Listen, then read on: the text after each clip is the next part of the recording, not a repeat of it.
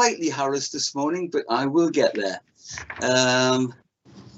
We have got at least a couple of new people with us, but we'll cover that, I think, under item 1 on the agenda, which is membership and membership update. And Bruce, can I pass that over to you, please? Yes, indeed, Colin, thank you. Some good news in terms of membership and membership update. We've been looking for new members for Forum, and I'm pleased to report that we have a number of new members to attend this meeting. I'd like to welcome the new Church of England Diocese member, Nicola Threlfall, who's in the meeting. Nicola's the head teacher at Embleton Vincent Edwards Primary Church of England School, so I'd like to welcome you to your first school forum, Nicola. Nicola. Encouragingly as well, we have a new early years representative. Excellent, I think excellent timing. A 2-year-old check on there that you need to sign. Okay. Welcome, Kath. I'm delighted to introduce our new early years representative, Dr. Kath Dickinson from the Send to Learn Nursery. Perfect timing, Kath. Welcome to the meeting. Hi, Kath. Welcome. Yeah, thank you. It was a bit chaotic trying to do doors and find the links and everything else, but I'm here now. You've done very well. Just as pleasingly, we have a couple of members of the forum who have completed 4 years membership, would have indicated a desire to continue to serve on the forum. That's Mike Dean Hall, who's the head teacher at Wooler and Glendale schools respectively, and also Keith Faulkner, the governor from Collingwood School. We'd like to ratify those as a decision. And last but not least, we are still light in terms of first and primary school membership, and we have an expression of interest from Nicola Brannan of the Walton and Long Horsley, who would like to take one of the first primary school posts we have. Nicola has had to send her apologies for today.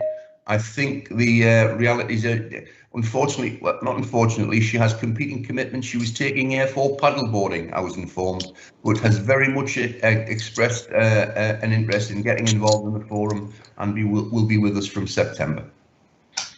So that's the update in terms of membership and membership update, Colin. So that's positive news. I think Nicola from Walton and Long Horsley would be an interesting addition, because they are sort of split between two. Apart from being a federation, they sort of feed into different trusts, don't they? Feed partly into Morpeth and partly into Ponteland, which is an interesting situation. Can we also welcome Leslie Bruce as the clerk?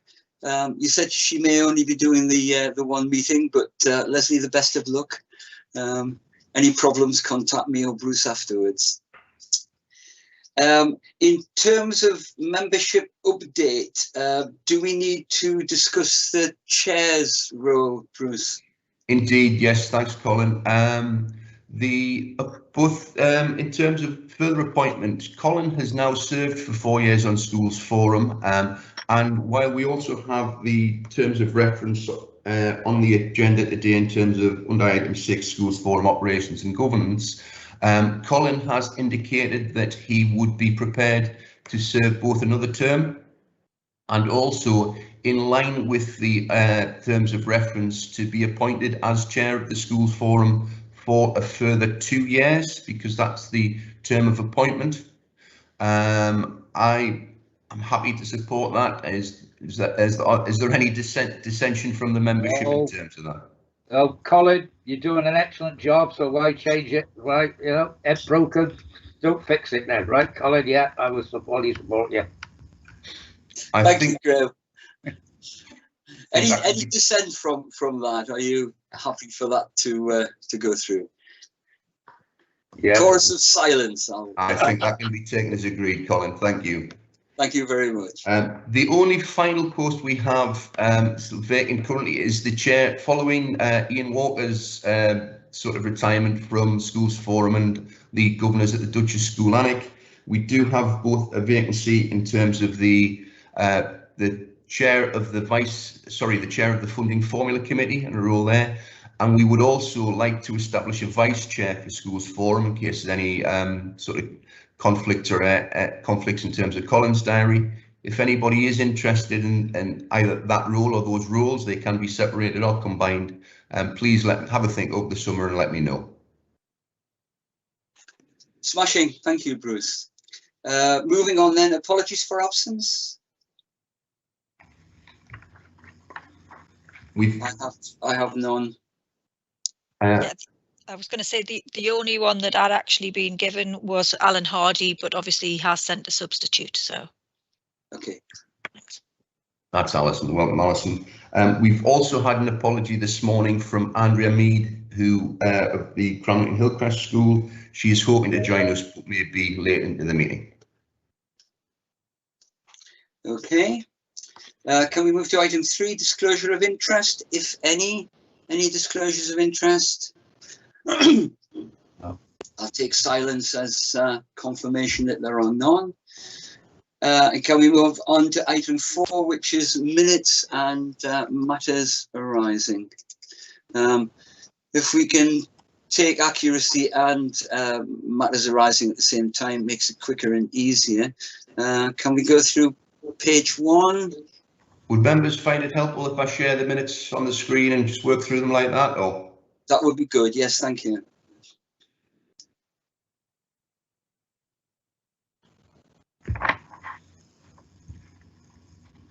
Okay, page 1.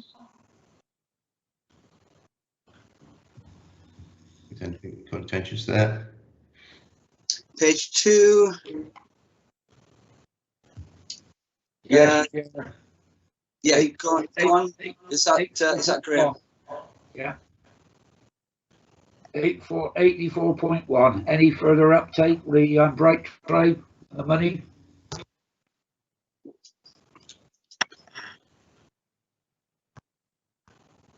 Audrey, can you say Yeah, Colin, anything? no further update. My understanding is we're not expected, it's not our money to retrieve. It would be DFE around, we're doing that work with DFE. So we're not expecting that will come back through NCC. So Audrey, so it won't go back to the school, to Aidenbridge School, if they get the money. Say that again, Graham, sorry? Obviously the money was given to Aidenbridge School, right? So obviously Bright Tribe didn't use it at Aidenbridge School. So if the agency gets the money back, will it go then transferred to the budget of Aidenbridge School or not?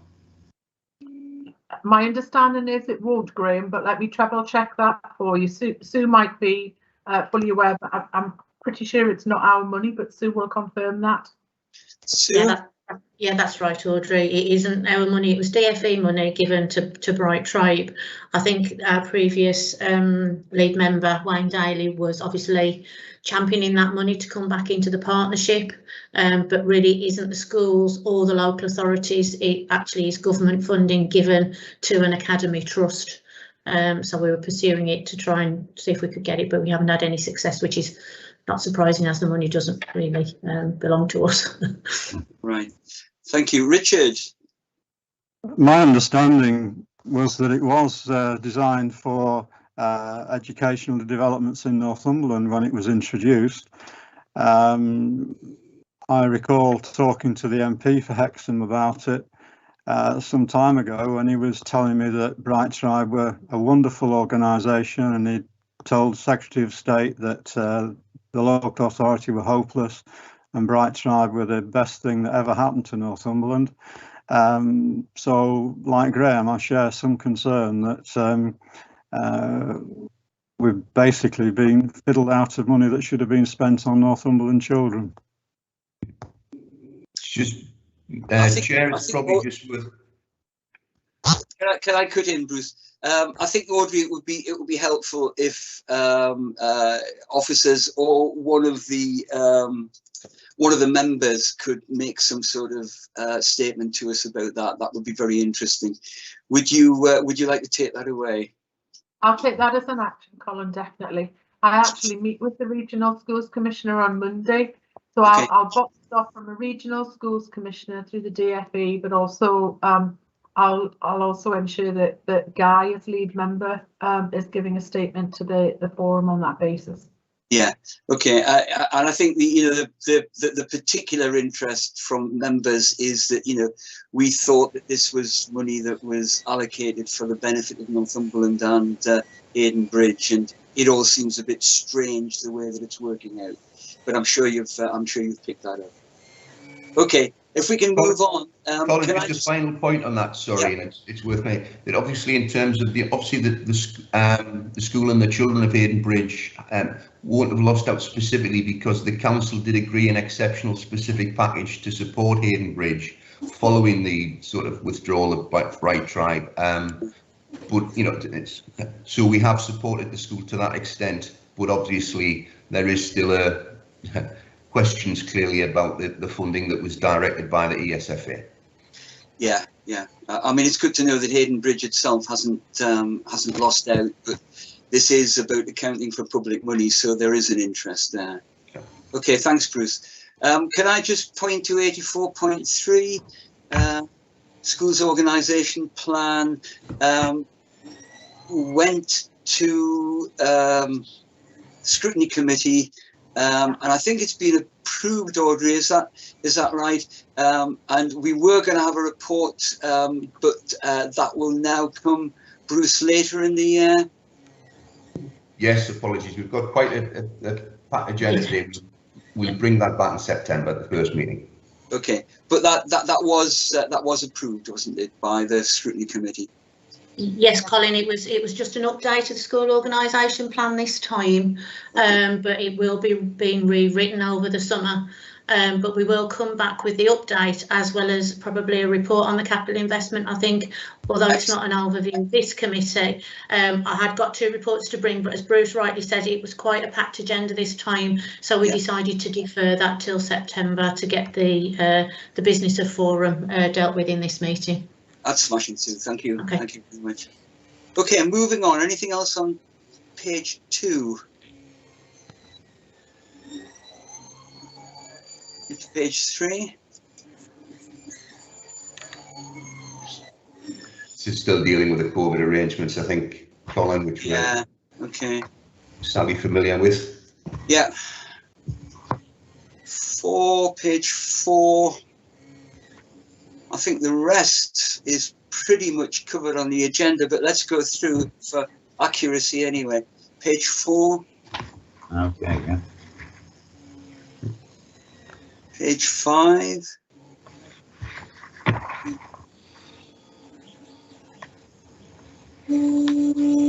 Page 6.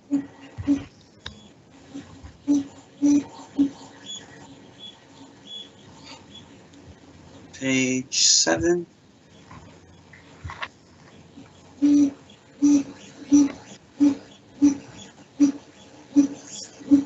Okay, page 8.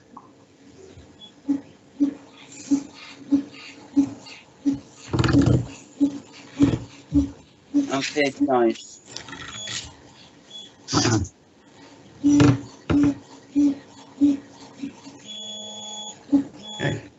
Okay, can we approve those minutes? Again, take silence as confirmation. Thank you. Okay, moving on to 5,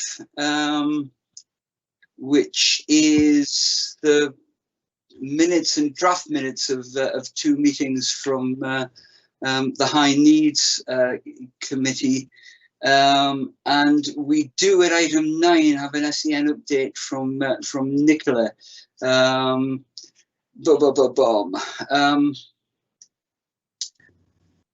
Graham, is there anything particular you want to say under item 5 because we had two very busy meetings, but I think they're probably largely covered in Nicola's item 9. So anything else?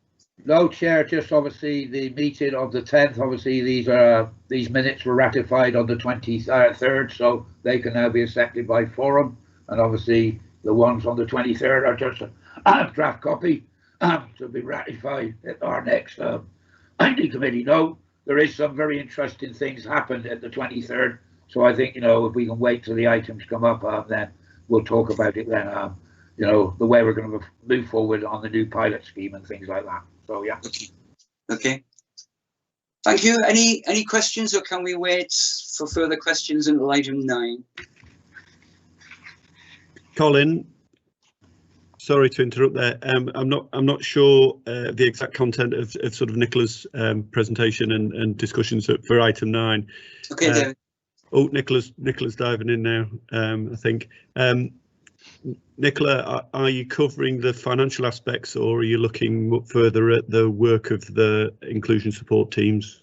Yeah, my report is largely around the latter, David. So it was an interim report on the new model of delivery and whether the the free at the point of delivery model is doing what we want it to do. But when we come to item 9, perhaps between you, myself and Audrey, we could answer some of the wider SEN questions. Yep. Okay. Happy to do that. Okay. Smashing. And if there's anything specific, David, that you feel that needs to be brought up, we can bring it up under that. Okay. Thank you. Moving to item 6, then, school forum operations and governance. Bruce, will you take this, please? I certainly will. Thank you, Colin. Again, I'll share my screen. Just bear in mind if somebody is putting their hand up or trying to make a point, I won't be able to see the forum. I'll watch out. Okay. March 2021 saw a sort of latest an update from the ESFA in terms of the regulations that govern schools forum. Been largely unchanged since 2012 until last year, when from a legislative point of view, there was a key publication which allows us to meet virtually because of the COVID restrictions. That legislation was effective only up till the end of March 2021. However, that power has now been extended indefinitely to allow us to continue to meet remotely. We've got 3 key recommendations for this paper today, and the first one for the consideration of forum is really to consider whether we wish to continue to meet as a virtual meeting or revert to face-to-face meetings once it's considered safe to do so. The indications would be from the start of the next academic year, pending any changes between now and then. I'm conscious that's a big item in consideration in its own right, but I would probably like to pause there and just take the views of forum in relation to that specific issue.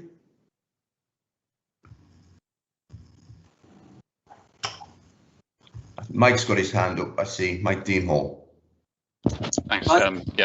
Just from my point of view, I think I've expressed this before about the logistics of those of us who are further away, and I found it much more efficient and effective to do it like this than to be travelling 2-3 hours in the day backwards and forwards. So I would be advocating to have either a blended model where people can be face to face, or there's a remote option we can pursue as well. Thank you. Faye? Yeah, sorry, my camera's playing up, but yes, absolutely echo that. It's been brilliant for me. Okay, sorry, I'm looking for other hands. Yeah, my hand's up, but it was just to reiterate everything that Mike's just said. I agree with his sentiment around continuing this as virtual. Yeah. Okay. Anybody who feels uncomfortable about continuing? Richard, you've got your hand up now. I hesitate to say uncomfortable, and I have no vested interest because this is my last meeting. But thinking about this particular item, there would seem to be arguments both for and against meeting up, and I think a number of different meetings are beginning to think about having a hybrid approach where some are in person and some are virtual. I could imagine the value in having an actual meeting for new members of Forum. There is a value in informal chats both before and after, person to person with people from different establishments. But equally, it saves an awful lot of time not driving up and down the country. So I think the argument's fairly finely balanced, and some sort of hybrid model might be a solution to the problem. It may be the majority actually prefer the virtual one, but I think there are arguments both for and against. Bruce, what's the experience elsewhere in county? Have you had hybrid meetings elsewhere?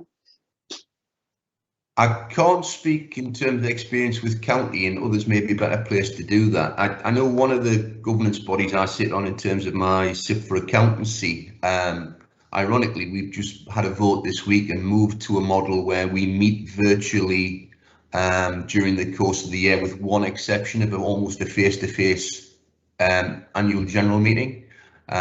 Clearly that would be possible to bring members together for one face-to-face meeting a year if that was a preferred version of the hybrid. I think the one version of the hybrid we were keen to evolve was the idea that we may have virtual and face-to-face for the same meeting, and I think the experience is that simply doesn't work. Certainly we could set the calendar up with the majority of meetings being under the sort of using virtual technology, and then maybe have one scheduled face-to-face meeting a year if that was a preferred option.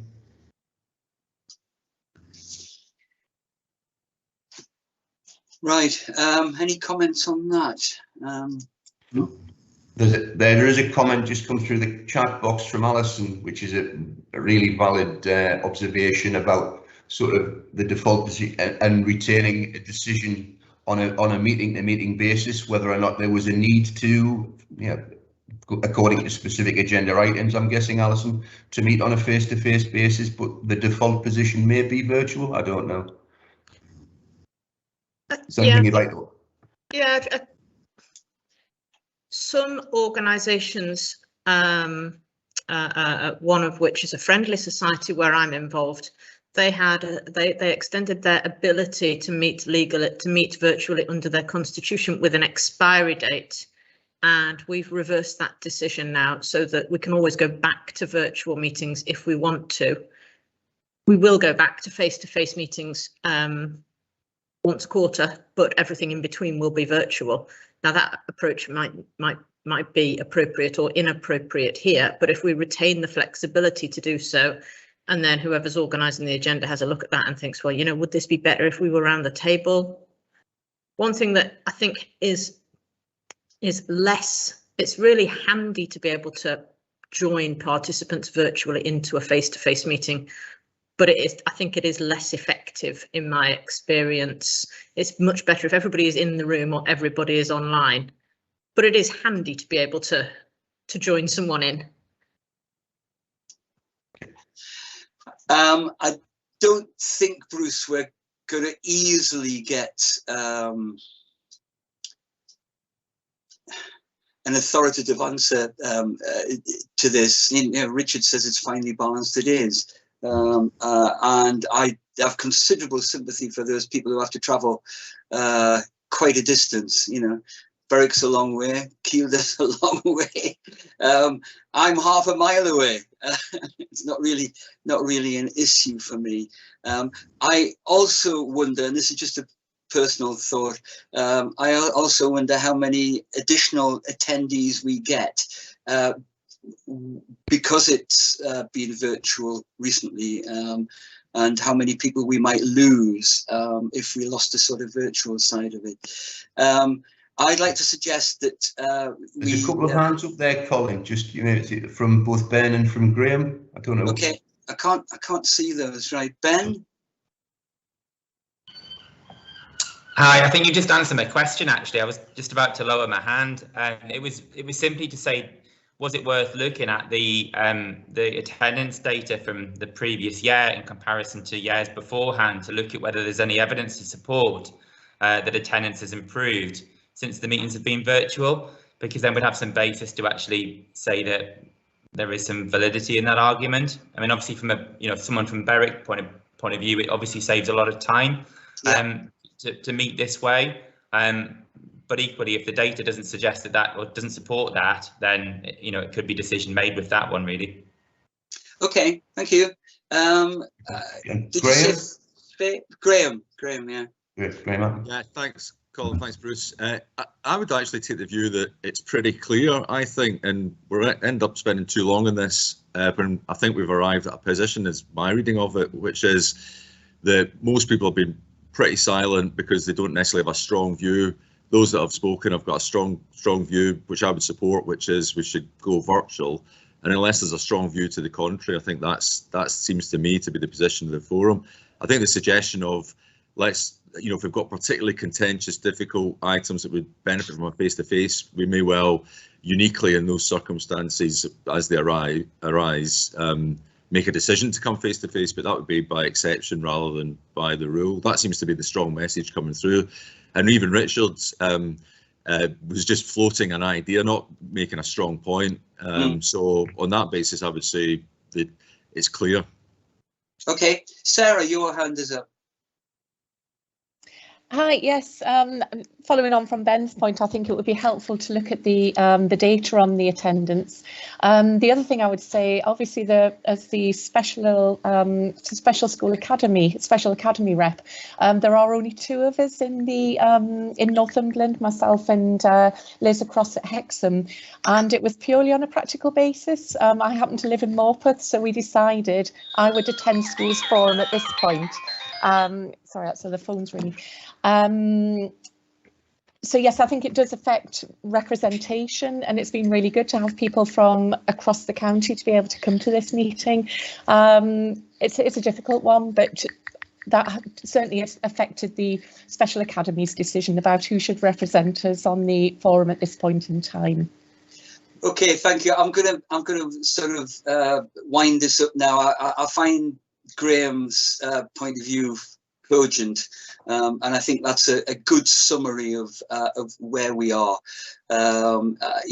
We have more people sort of opting for the virtual and nobody really opting for the alternative. And I think the suggestion that we had earlier that we review the agenda, if you would be content for Bruce and I to do that before each meeting, and if we felt that it was particularly necessary to have a meeting with proper attendance or do it virtually, we would try and come out to you well beforehand and put that to you. So I'm going to suggest that we continue on the basis of virtual meetings, unless Bruce and I consider that there is good reason to review that meeting by meeting. Is that okay for everyone? Yeah, smashing. You okay with that, Bruce? Yes, I think there's consensus there, Colin. Thank you. Okay, thank you. Smashing. Back to you, Bruce, for the rest. Sure. Just back to the paper in terms of item 6. Highlighting the latest DSFA guidance, Schools Forum Operational Good Practice Guide. A copy was circulated with the papers. Highlighted that the key change essentially was about the permanent provision for schools to operate remotely. I think we've acted on the part of that. In terms of the looking at the best practice guide compared to the Northumberland Schools Forum terms of reference, I think again we've looked through that.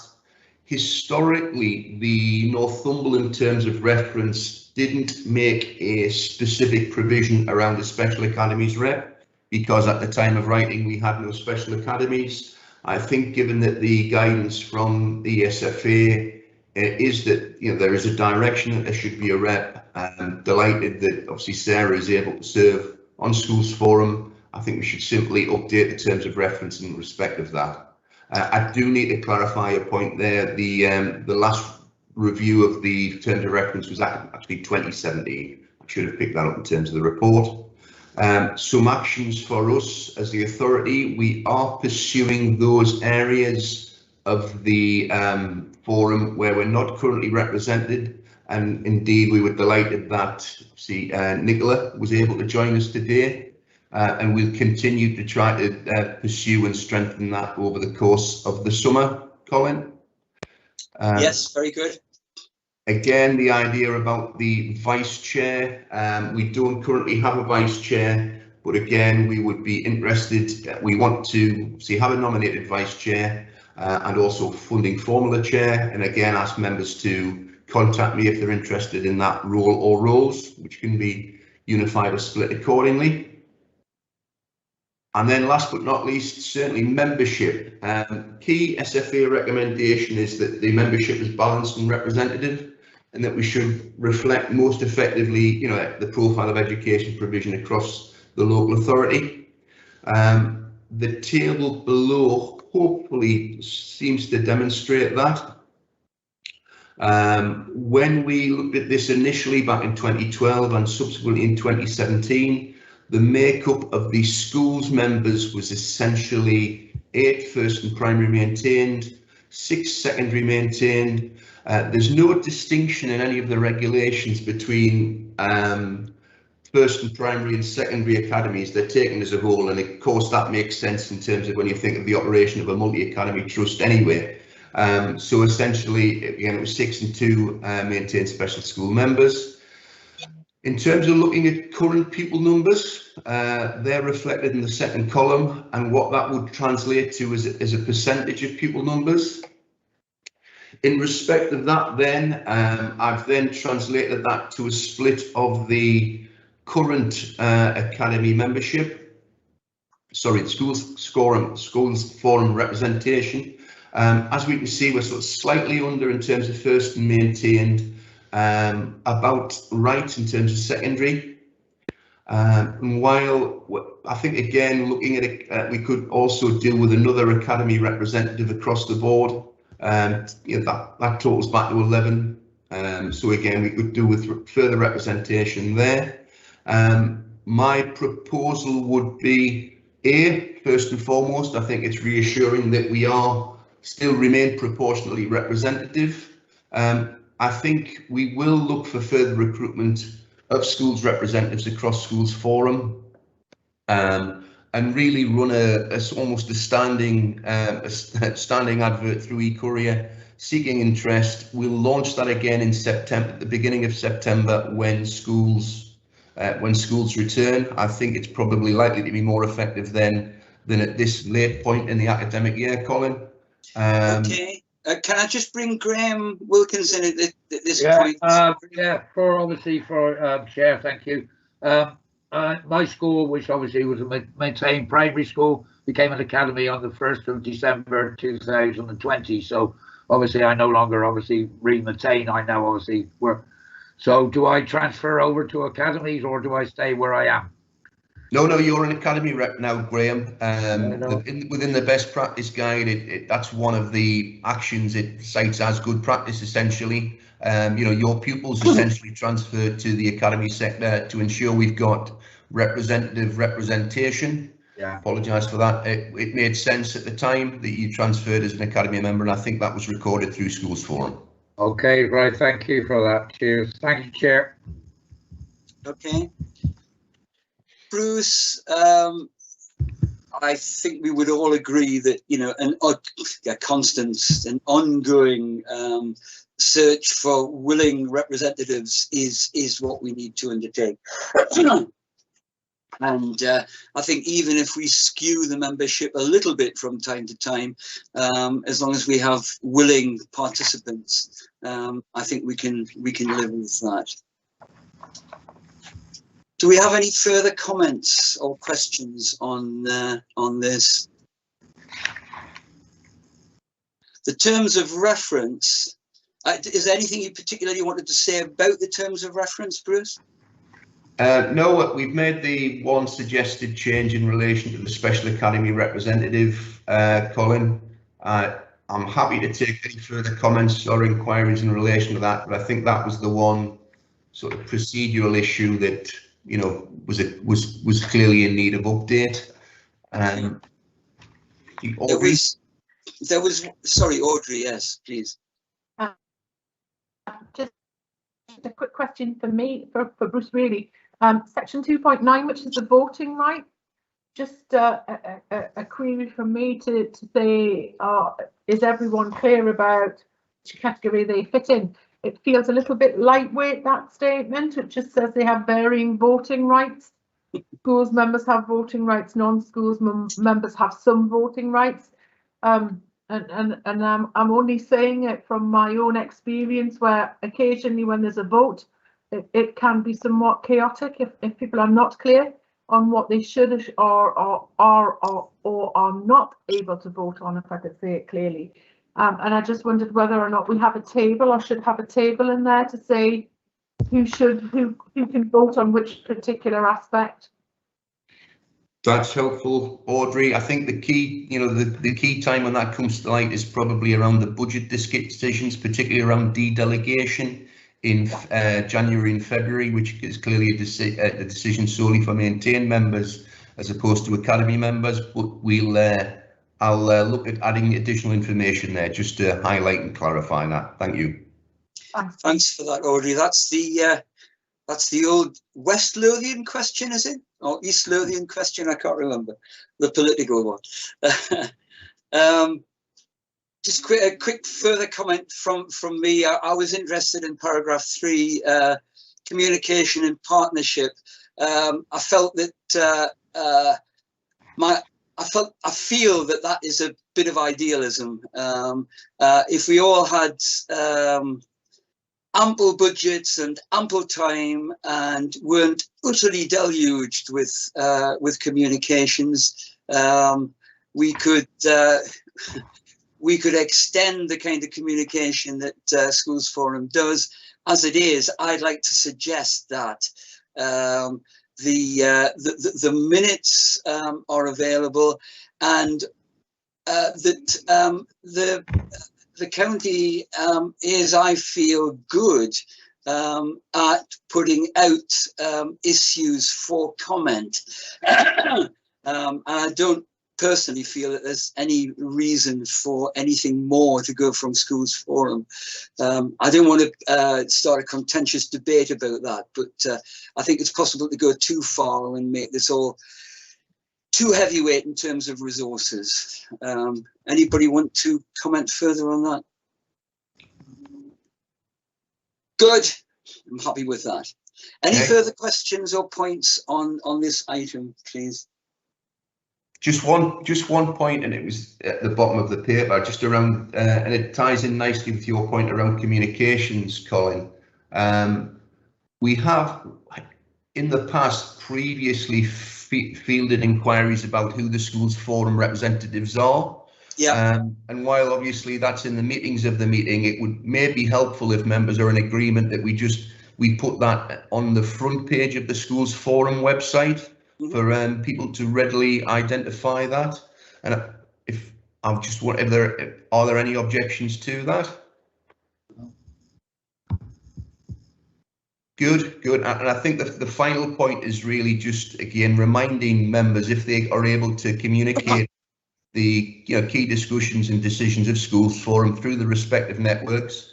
I think we've had an interesting discussion, just an exchange this week, and we're maybe going to use the e-courier to following each meeting, just to provide a brief flavour in respect of that, and again try to drive people in traffic to the Schools Forum website in terms of furthering their interest in the issues for Schools Forum in Northumberland. Okay, thank you, Bruce. There's one hand up there from Mike, Colin. Mike. Thank you. Not to elongate the conversation, but a previous authority on the forum there, we had a similar approach where there was a summary put out via the council's network with a link into the full minutes. So it was a document that could be easily summarised and sped out rather than having to rely upon individual forum members feeding back at the next partnership meeting or so forth. So a summary was done with a link to the minutes was in there as well, and that was quite a sensible system, I think. Okay, Bruce and Audrey, you're content with that? Yes. Okay. Okay. Thank you. Thanks for that, Bruce. Can we move on then, please, to item 7, the DSG outturn? Okay. I think Abby's going to take that paper, Colin. Abby, would you? Okay. Yeah, thank you. I'll just share my screen as well. Okay. So we've got the final position for the DSG now for 2021, and we've brought together a paper here just with some recommendations around what our overall position is, the areas that we are looking to ring fence going forward. But we'll come back to those, I think, at the end if we run through the position first, and then we'll come back to the recommendations. I've summarised there just the grant that was approved at the beginning of the year. That would have been what we brought to forum back in, would have been February 2020. We were looking at a grant that would have come into the council of 139.9 million. We received 243 million overall, but a significant amount just gets recouped and goes straight to academies and those places with providing us with high needs places. So that funding was automatically deducted, 103 million automatically goes straight there. During the year, they do revise the dedicated schools grant, so they'll revise it whenever a school academises it. They'll revise it based on early years data, because we get funded on actual headcount, and also they revise the high needs places in year, so we invariably see a change in the grant. So at the end of the year, our final position is we've got a budget of 137 million. So it's come down slightly as we have had 4 or 5 schools academise over the year. And we are reporting an overall position of an underspend of 898,000. That's across all of the different blocks. And we've got different reasons for why that's arisen across each block. So I'll go through each one in turn. But this is exceptionally better than we've had in previous years. But then 2021 was an exceptional year, and we've certainly seen the impact on that financially, both for schools, the dedicated schools grant, and across the council as a whole. So we go through each block. So the central schools block is underspent by 224,000. A large amount of the central schools block is used to support the statutory duties of the council. So we use that to underpin the costs of some of the senior management across education. Now, during 2021, we've had several grants available to the council, one of which was the Contain Outbreak Management Fund. And because senior staff were removed from really their normal duties to go and support schools during the pandemic, we've been able to fund some of their salaries from this separate grant that the council's received.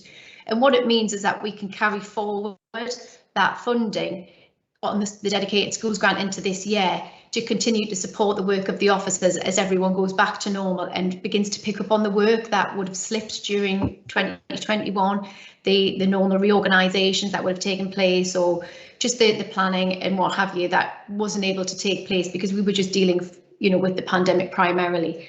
So we've been able to carry forward that funding as the council grant was able to fund some of those staff instead this year. And that's happened across the council in lots of areas.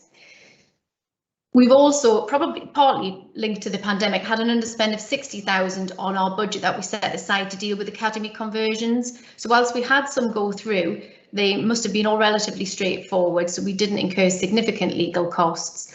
But there would have been an impact, I'm assuming, on school reorganisations as well. So we underspent on 60,000. Now that is a bit of an ad hoc budget, and it just depends on what's happening each year and what the demand is. So that the spend on that area can go up and down from year to year. We overspent on the cost of independent school provision for 5 looked after children. So these are children who don't have any EHCP associated with them, and they would have been placed in a residential accommodation external to the council because of the social care need.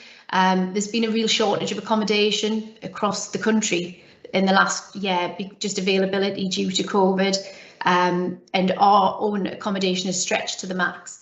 We are in the process of developing some new children's homes, so in future hopefully we'll have some more, we'll have more capacity in house, and the idea is the need to send people out of county will be reduced, but we're just still at the planning stages of those 2 new homes, which should provide another 6 to 8 beds for our looked after children. The early years block has underspent by 426,000. Now we get funded on early years based on 2 census points, and we still don't actually have our final figures for early years. They're not going to come through till November. But we get funded on a mixture of the January 20 and January 21 census points. Now, if you actually look at the provision across Northumberland between those 2 points, it didn't dip significantly. It was certainly lower in January 21 than it had been in January 20, but not significantly. And we're getting funded across those two points in time. But obviously the dip between January 20 and 21, there would have been a lot of early years sort of nurseries where the headcount did dip. Now we did continue to fund early years nurseries. We used historical data to ensure they weren't disadvantaged financially, but we've still underspent by 342,000 on that statutory nursery provision. There was also an underspend on the DAF fund, the Disability Access Fund, which is available, and just take up on that has been low in the past and has been low again in 2021. I believe the early years team are going to be putting some additional resource into trying to encourage take up of that area, as we're based on the number of children receiving disability living allowance across the authority.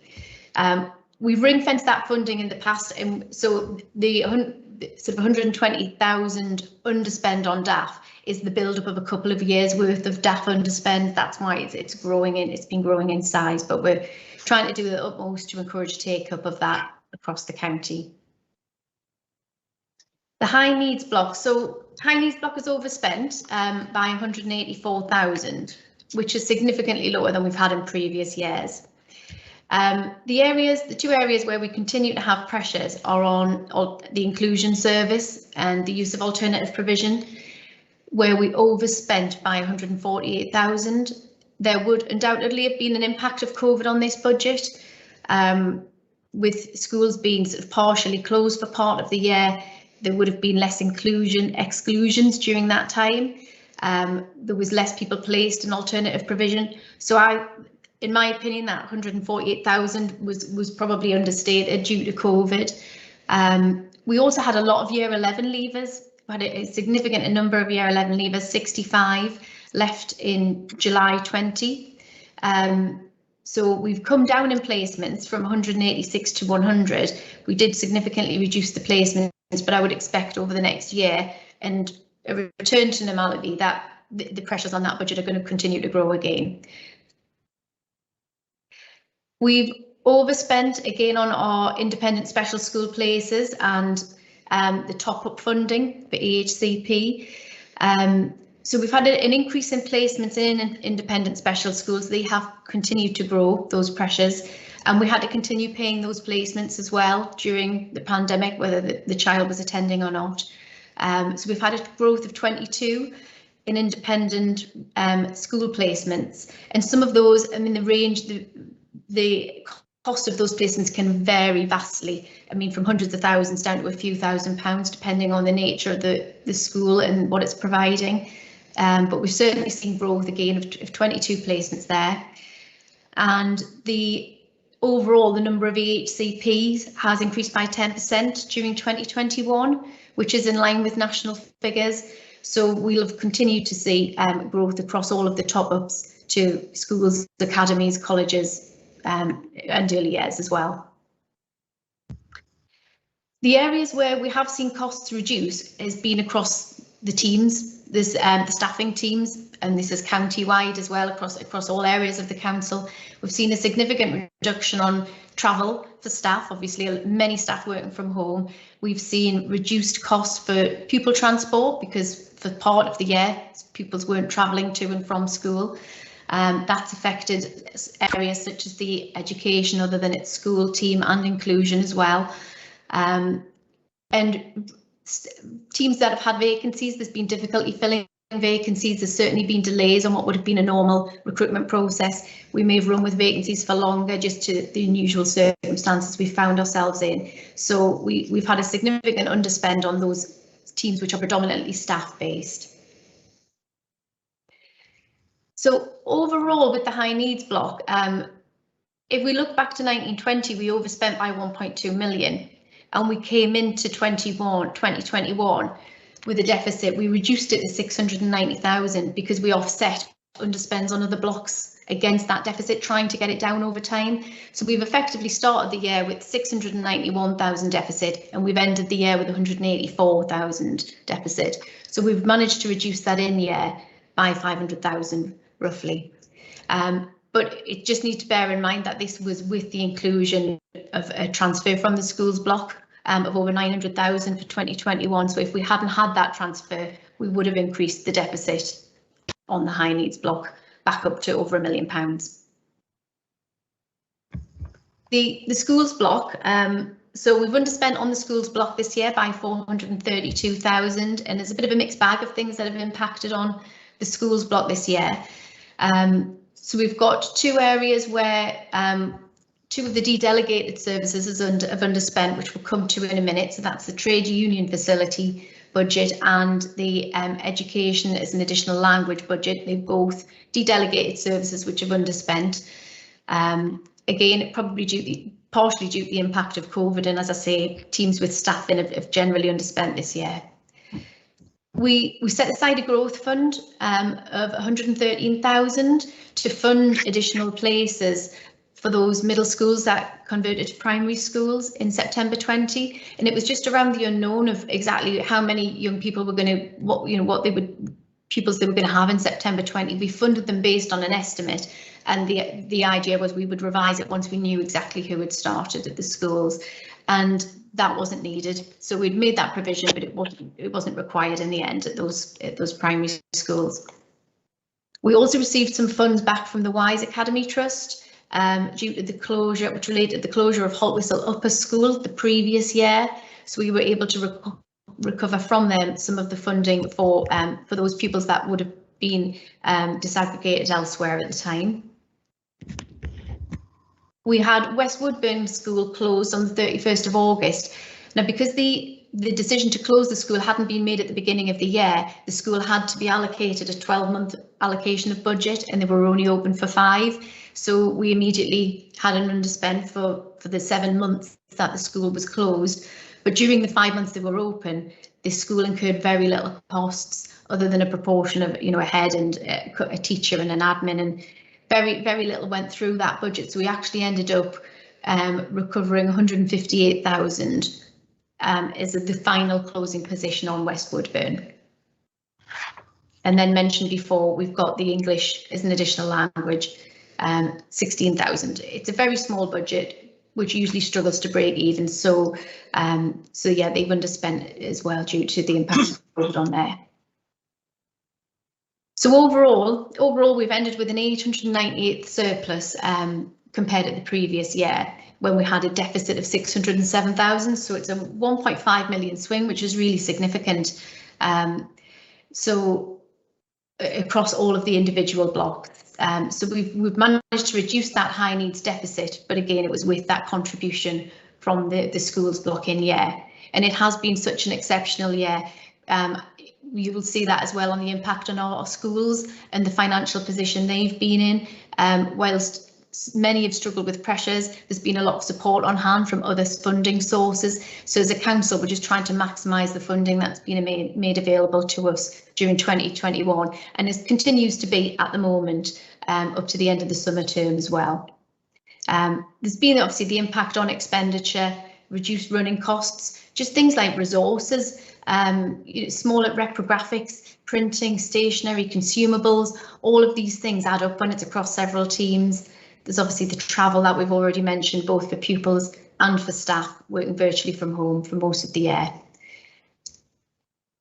I mentioned before there was a grant that was made available to the council, the Contained Management Outbreak Fund, we've been able to use that to provide support to schools and academies who faced exceptional financial pressures as a result of COVID.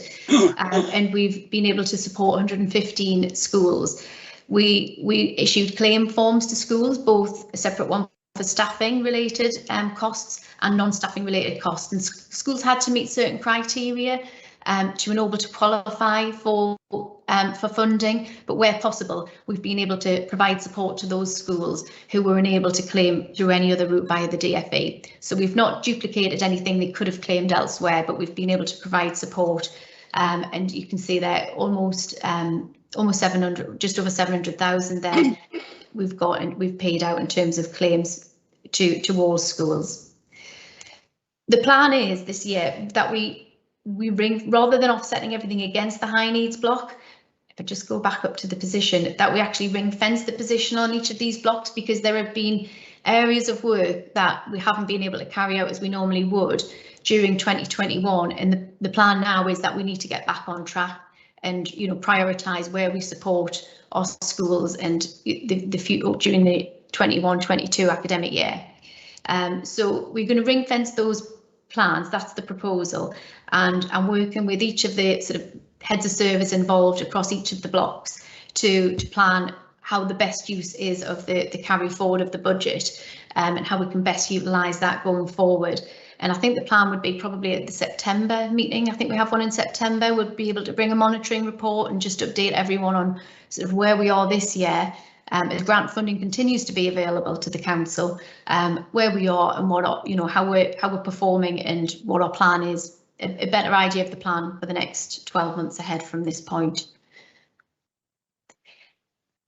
So the recommendations that we had were that we need the schools forum to consider and approve that the overspend on the DSG, which is the 184,000 on the high needs block. Actually, well, it's 100. We've got a surplus actually of 198,000, haven't we? We've asked to say the overspend, that shouldn't actually be in there. Sorry, I've just realised that. Approve the overspend on the DSG. We'll have the first call on the DSG settlement, but we've actually got an underspend for the first time. So we're going to be carrying that forward, but we will have to use the overspend on the high needs block, would have to have first call on the high needs block for 21-22. So that is the requirements of the DFE, that any overspend on the DSG has to be met from future years grant. It can be carried forward into future years, but I would propose that we use the 21-22 grant to support that 184,000 deficit on the high needs block as a first port of call, and then we will start to reallocate the rest of our funds. We also need schools forum with the trade union facilities and English as an additional language carry forward. We've got there because they're de-delegated services. The schools forum has to approve the right for those two areas to carry forward that grant. I don't know if we've got anyone here either from trade union, or I don't know if Alison's here. There are papers at the bottom of the report around both of those services. I don't know if there's anything you want to say, Christina, on your area, the trade union facility. Yeah, I'm happy to comment. In terms of we have renewed the membership and we have additional members now joining the trade union facility time funds. We've had some changes this year with different individuals, and the SLA actually runs from on the academic year. So from a de-delegated funding, the spend actually has to be split across 2 years onwards. There are also just some changes coming through with new members and some additional changes. So we'll be bringing a report back to Schools Forum in the autumn term, just to explain a little bit more about how the de-delegated and the underpinning SLA, which is how academies and other schools buy in, and how it operates. Thanks, Christina. Anything you want to add before I go out for questions and comments? No, I think that's everything covered. Right, Abby, that was very thorough. Thank you. I'm sure we all appreciated that. Can I suggest that we start at the beginning of the paper and seek any clarification that is needed before we take the decisions at the end. So can we go back to, well, probably starting in paragraph 3, the background, and the, well, probably paragraph 4, the outturn position. Any questions or points of clarification that anyone would like to ask?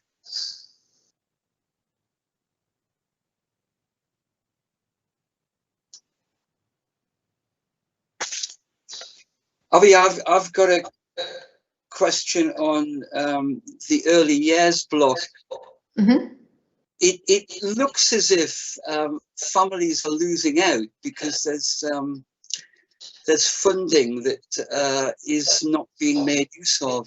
I mean, as with everything in this paper, you know, the overall answer has been an odd year, an exceptional year.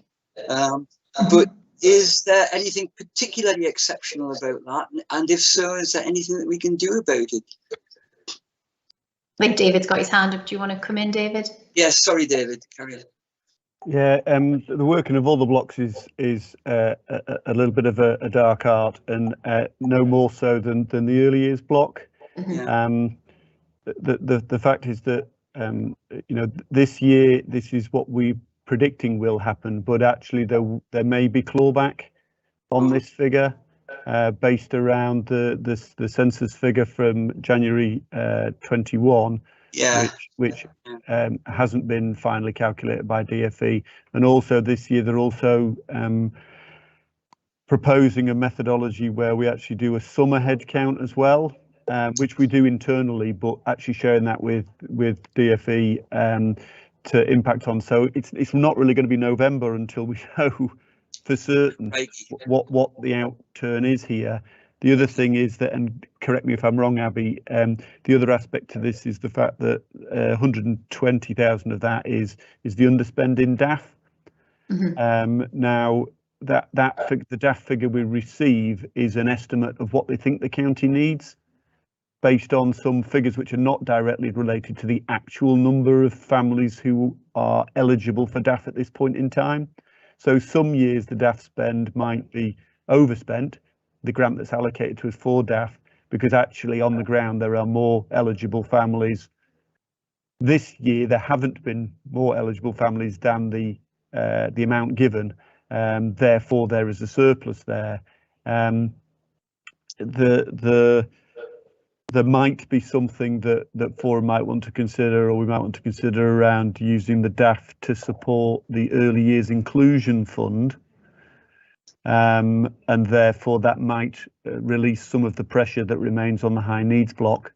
But we could possibly have some consideration. I don't know an exact answer to that.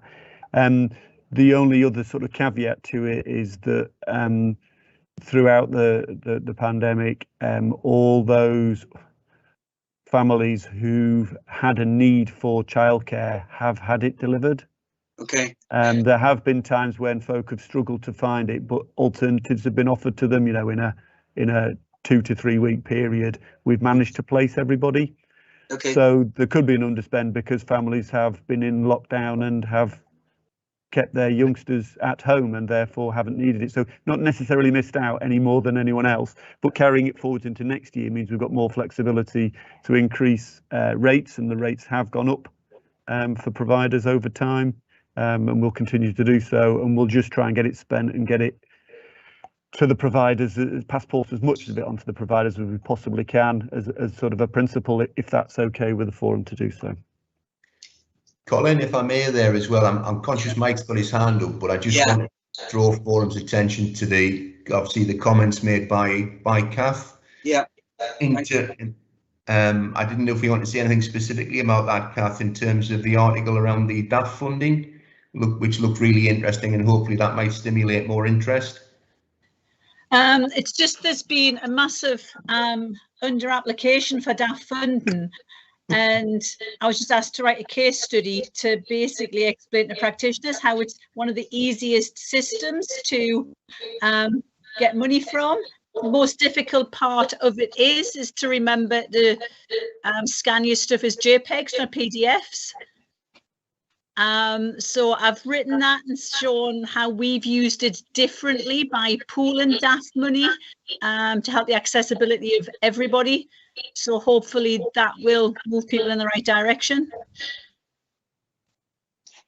Thank you. That's helpful, Kath. You talk about the EMAG. I'm not familiar with this. I'd appreciate a link that would take me to that. I think maybe other members might as well. Could you send that to the clerk, Kath? So yeah, I can do that. Pass that out to us. Thank you. And Mike Dean Hoyer, you did have your hand up. Is there anything you wanted to ask? Yes, it's possibly quite a specific one, but I've raised this for a little while in that school-based early years settings that are not obviously privately funded have been well served by the local authority and the methodology used for headcount funding and using historical data. But we've seen just a massive drop-off in fee payments from parents obviously not needing the setting because they're furloughed or they're at home. Yeah. And I don't know if this is just specific to us as the only childcare in our quite wide area here in Wooler, or also if it's something that is impacting upon other first schools, primary schools who run a nursery, so not considered to be a private setting, so could not access cash grants through the pandemic. So the specific issue I've got here is one that might just be us, but it might also be replicated more widely. And the figures we've got here, we would expect about £50,000 of private fees income on the nursery setting. That fell off a cliff and we got 12.5. So we were looking at nearly £40,000 hole in the budget. I don't know if that's replicated in other similar settings or it's just us, but it is desperately difficult, and having to restructure staffing, reduce hours, manage that, are on a tail out of furlough as well. So we're still in problem setting a deficit budget for the nursery.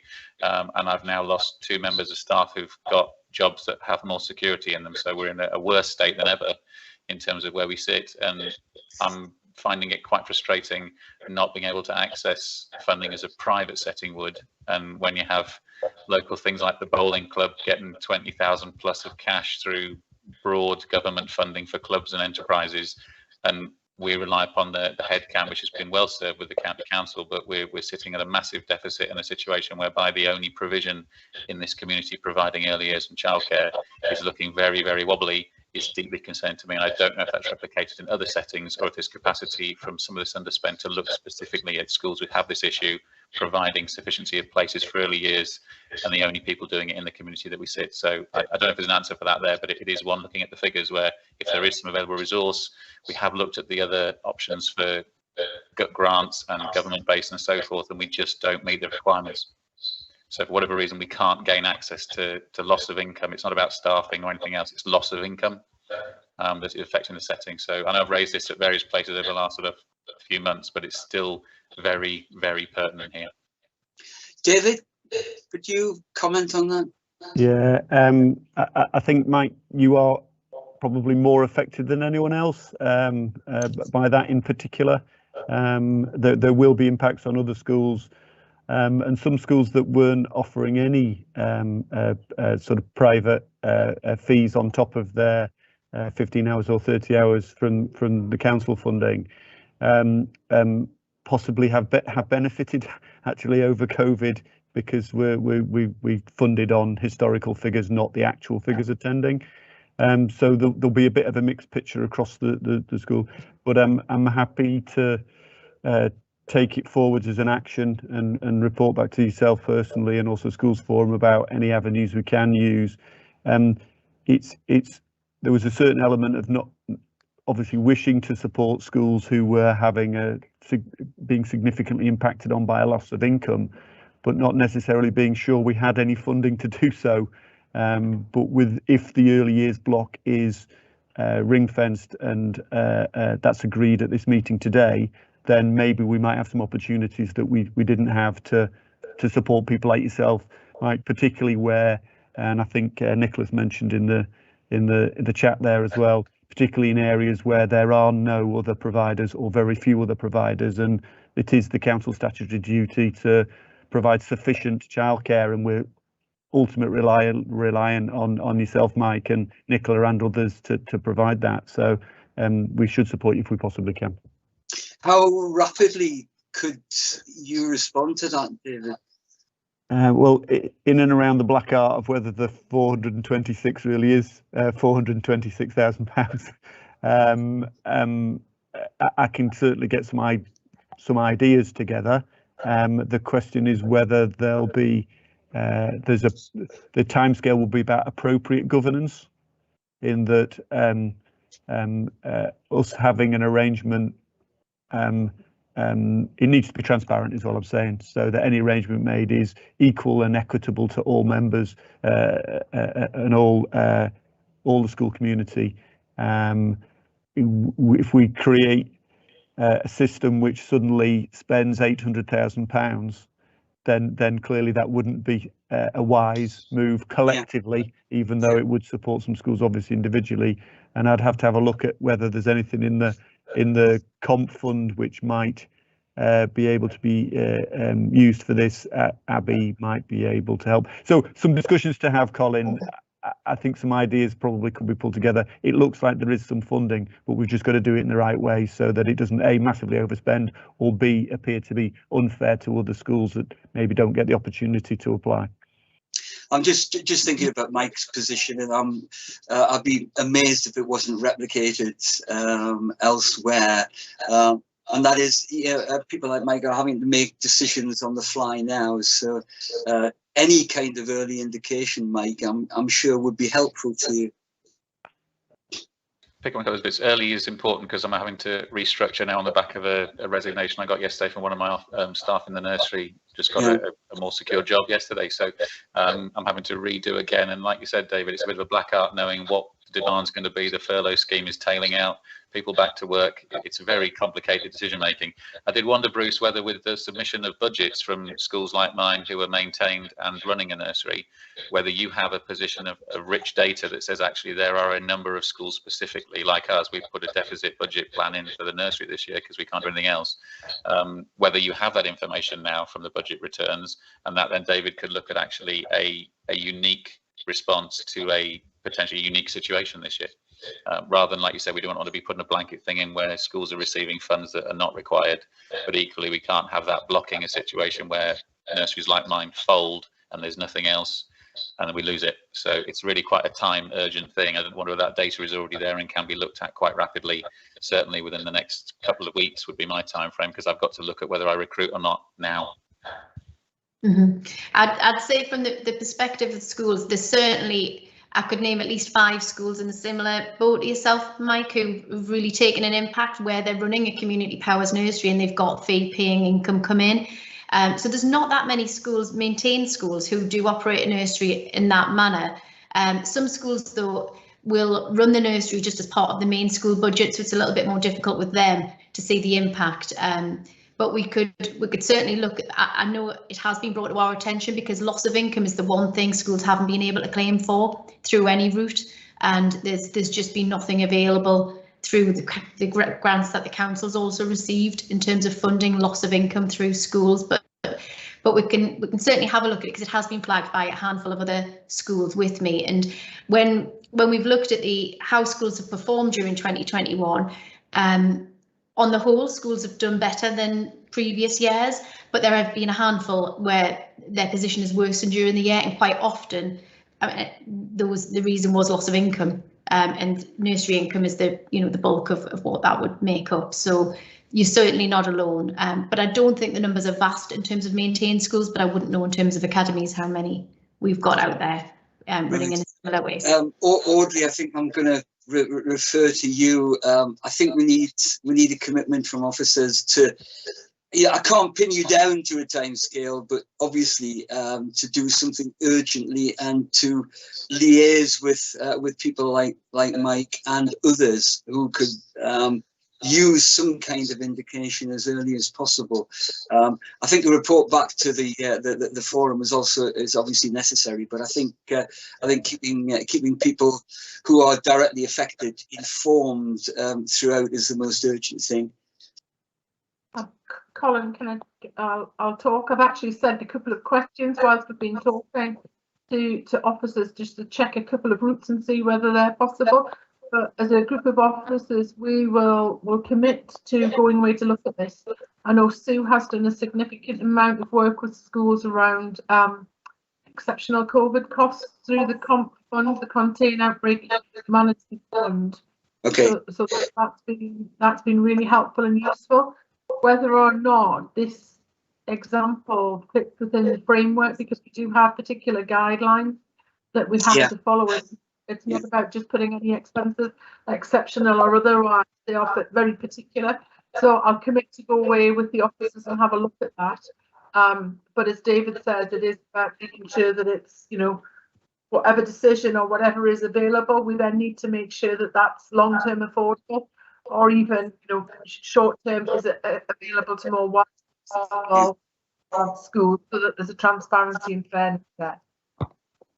David, you have your hand up. Just that I'll get back to Mike, and if Abby mentioned there's 5 schools there in before the end of term, with a view to great, with a view to thoughts for going forwards, and then and then what's possible in the short term and what might be possible in the medium term. Yeah, sorry, I said Mike there, I meant David. David, thank you very much, and Audrey, thank you for committing to that. Anything further on 4.3? Okay, high needs block 4.4.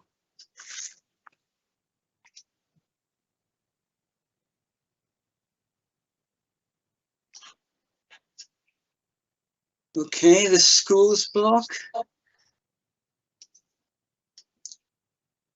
Okay.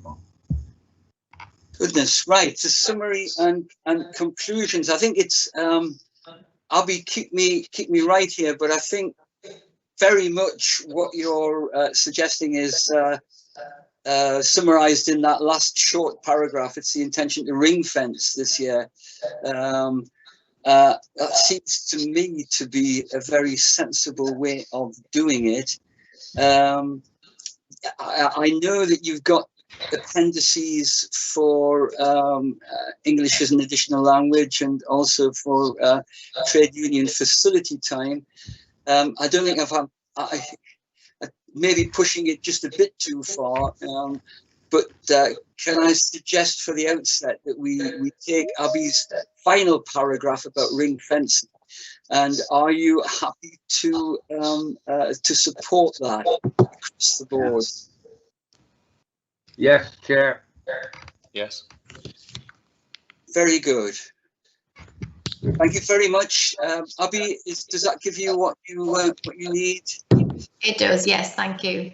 Very good. Thank you, everybody.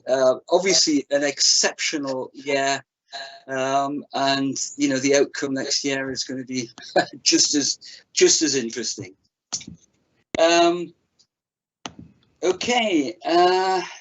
Gosh, that was only item 7. Item 8. Maintain school balances. Bruce, this is you again, I think. Thank you, Colin. Yes, I think your final words on the last item was it had been an exceptional year, and that would certainly apply to agenda item 8 as well. Historically, again, we're looking at the aggregated balances of maintained schools as at the 31st of March 2021. I think for those of you who have been with Forum a number of years, we've historically reported a downward trend in relation to the aggregated balances, even on a like-for-like basis when we remove those schools who've academised during the course of the year. But you know, to paraphrase your words previously, Colin, it has been an exceptional year, and that is evident when we look at the balances for the 109 maintained schools as at the 31st of March. Balances had in fact increased by 3.6 million from 1.8 million to 5.5 million. The table on, sorry, I'll share my screen again. The table on the top of page 2 essentially shows that by phase, the type of school. Again, there were increases across all first and primary, middle, high and secondary, and also specials. increases across the board. I think what is evident when you look at some of the detail in the report, though, where schools, again, schools with positive balances or surpluses have tended to be in a position maybe to add to them, but it's been those minority of schools with financial problems. Sometimes that's been exacerbated during the course of 2021. Again, and that's what I've further analysed in terms of bottom of page 2. Have 74 or 82% of 90-person primary schools have average balances. The average balances of those schools with funding, as shown in Appendix A, tends to have increased. And if you excuse me, I'll go there now. So the aggregated balances for the schools essentially, actually, in terms has increased. Sorry, I'll start with the bad news, my fault. There's been a small decline in the aggregated balances of those with deficits, but because of the significant decline in the number of schools with deficit balances at first and primary, and that in itself is good news, but what it means in practice is the average balance of those schools in deficit has deteriorated. I don't want to paraphrase it or make it as anything as simple as the rich got rich, the poor got poorer, but essentially you're in a position where those schools have deteriorated. What we're able to do because of the decline in the overall numbers is obviously Abby's team, myself, are able to work in more detail with those schools to hopefully reduce that number further during the course of the next 12 months, Colin. So again, and that's largely repeated across the phase. We don't have any middle schools in deficit at this point. We still have 3 high or secondary schools in deficit, but again, those balances have improved over the course of the year. If you then go down and look at the position in terms of schools with surpluses, of those 74 schools having accumulated £5 million, it's increased at first and primary. I'm not going to go through that table on a line-by-line basis. Hopefully the information is clear and is evident, but if there are any questions, I'm delighted to take them. If we go back to and that's again reflected in the overall figures, I think I'll remind Schools Forum of a couple of important points. Particularly when we're looking at secondary schools, we're talking about a small change, a small cohort, and any change in balances can be sort of amplified in relation to that. I think the other thing to consider as well, Schools Forum has previously taken this paper in terms of aggregated balances in the summer, and we've released individual school balances when indeed that was published by the DFE in December.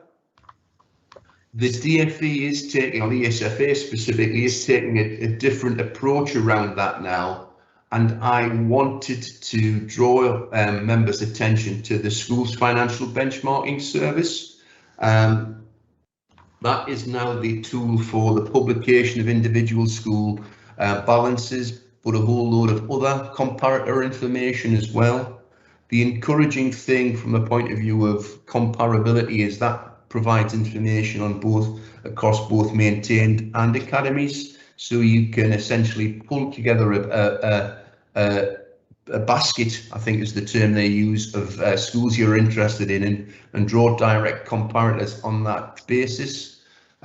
We're struggling in terms of time this morning, but if there is interest in that, we have a slightly lighter agenda, I would anticipate, in September.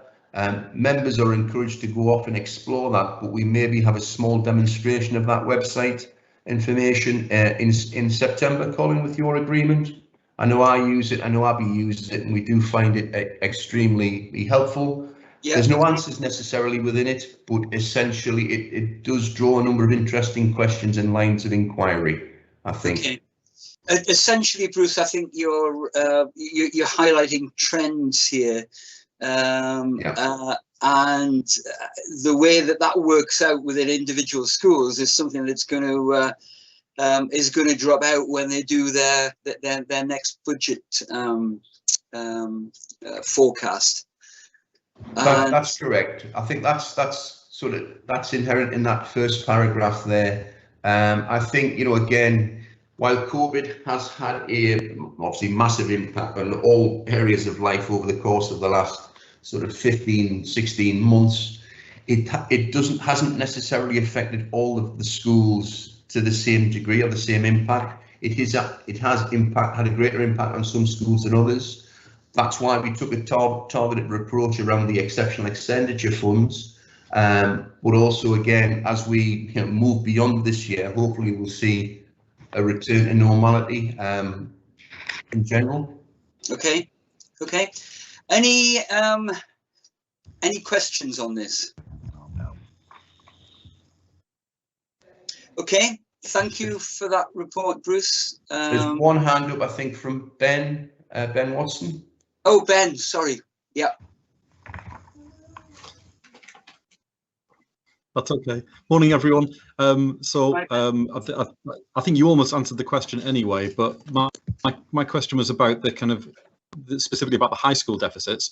If 3 of the 4 high schools are in deficit, I mean, we've seen this pattern for what, 2, 3, 4 years now, and I know there have been steps in place to address them, but given that the past year for many schools has actually delivered better than expected financial results, do we see this kind of reduction in the overall deficit as being, sorry everyone, as being a long-term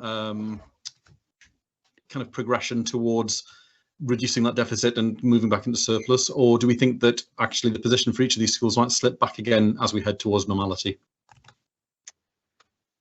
Abby? Yeah, with the high schools, the 3 high schools with deficits have budget recovery plans in place, and we were seeing a gradual return to a surplus position. The schools managed to adhere to the budgets last year. In the end, they financially over-exceeded, repaying the amount of deficit that they were planning on. So it's just speeded up their budget recovery, really. And I think certainly one of them will be coming out of deficit by the end of 21-22, and the other 2 by the end of 22-23. So I suspect it's speeded up the process, but we were heading in the right direction anyway with those 3 schools. So I'm expecting by 22-23, hopefully, that we will see at least 3 out of the 4 schools back in a surplus position. Thanks, Abby. You okay? That's great, thank you. David? Just want to add a tiny bit of detail, really, not one that there's I don't think an immediate solution to, but just we do have, it is a very small number, but we do have a handful of first and primary schools who, for a whole range of different reasons, usually revolving around dramatically reduced numbers on roll, have over time run up some quite significant deficits in terms of their actual, as a percentage of their actual sort of annual income. All of those schools are now operating with in-year balances in terms of, so they've got the right staffing set up now, but because, you know, things like staffing restructures, etc., take time, and sometimes small schools with 5 or 6 pupils leave can be significant, but you don't necessarily see it coming. So these things can happen quite quickly. But if that happens to you on over 2 or 3 years, suddenly you end up with quite a large deficit in terms of the percentage of your overall income, and almost in a position where we've corrected the ship now, got it back to a balanced position, but how will they ever pay off and the deficits that they have? And just, I don't think there's an immediate solution to that, obviously, otherwise I'd be suggesting it. But just so that the forum's aware, this is a position for not like 2-3 schools, large deficits, historical. How do they ever manage to pay them off with a generally low turnover? That frightens me, David, I have to say.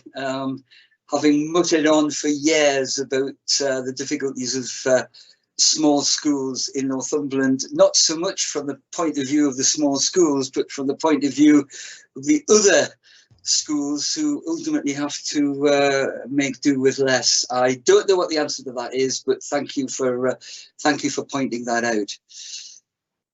Okay, if you don't, Bruce, are you speaking? Apologies, it was just draw your attention that Graham's got his hand up. Colin, I think he was wanting to make a point. Graham? Thanks, Bruce. Thanks, Colin. Yeah, just briefly, in the past, we've had full budget allocations for schools, and I just wondered if we could get that. This has been quite helpful in the past to use the information to project pupil numbers, because the budgets have contained that detail for the feeder schools for secondaries and highs, and if we can get that, Bruce, that would be helpful.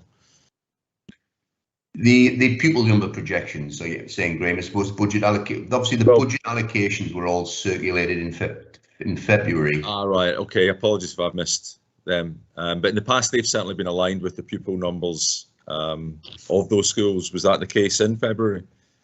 That would have the actual positions in, yes, certainly. Okay. If there's something, please come back to me. If there's anything else you think we can add.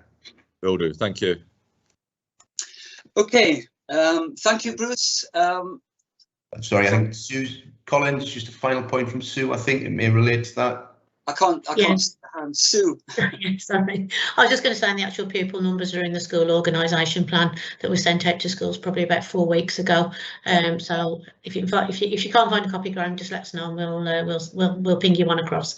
That'll give you predictions probably for about the next 10 years. So I think that'll probably give you a bit of insight anyway. Right. Sounds good. So thank you. Thank you. No, thank you.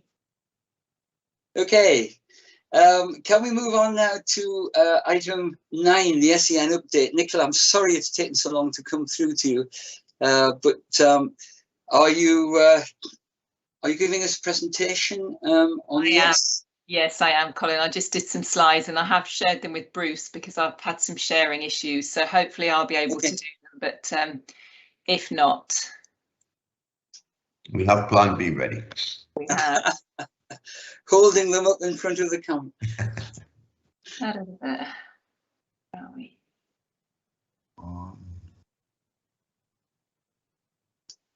Okay, is that showing?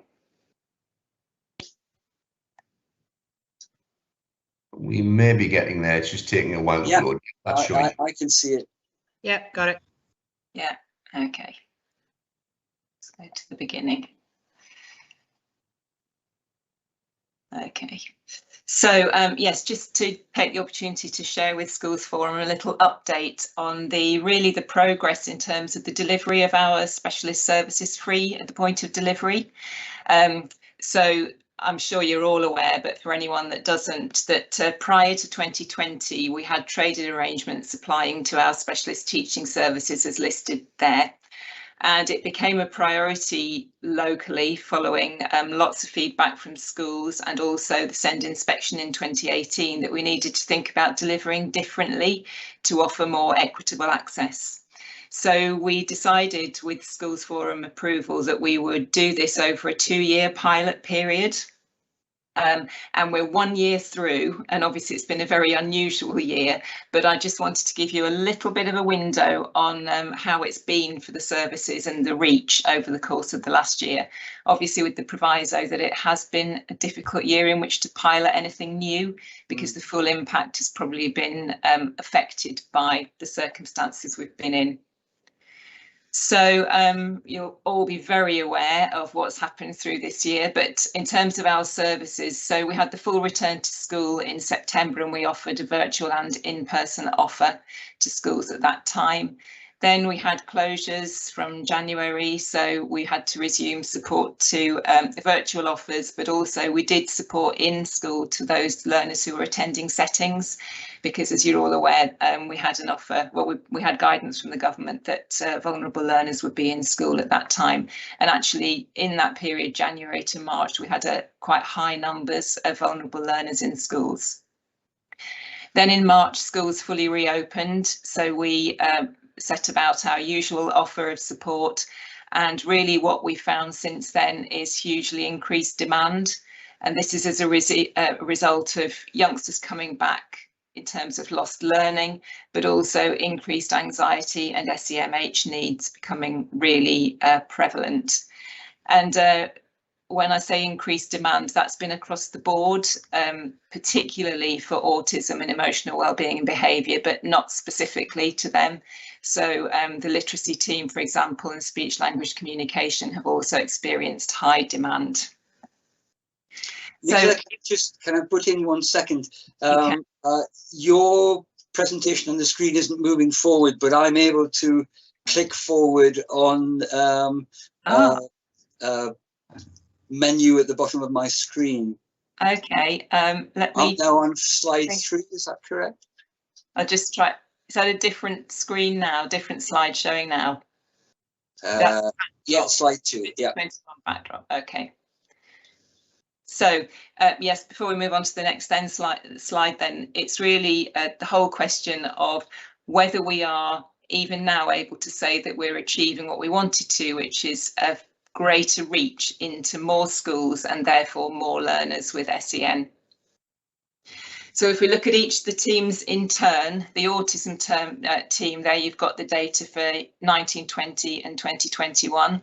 And the difference is a 36% increase in referrals to the autism team. So they're not only referrals, but obviously pieces of work that have been completed. So we can see a significant rise there for autism. In terms of emotional wellbeing and behaviour, we've also seen an increase in referrals, which we've met. So from 1920 to 2021, there's been a 29% increase in referrals.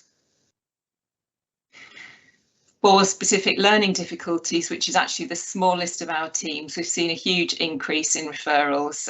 So 1920 to 2021, we've seen a 71% increase, which the team are managing, but yeah, big increase.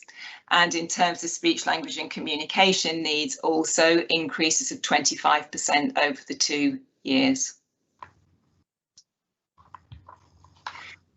In terms of the number of referring schools and settings by partnership, interestingly, increases across the piece. The data comes from schools and settings within the partnership, so we're getting a little bit of a spread into early years settings also. And we can see there, and there's more detail in the report that you've had circulated, what the increases look like across the different partnerships. The only partnership where we haven't seen an increase is Cramlington, with actually quite a significant decrease.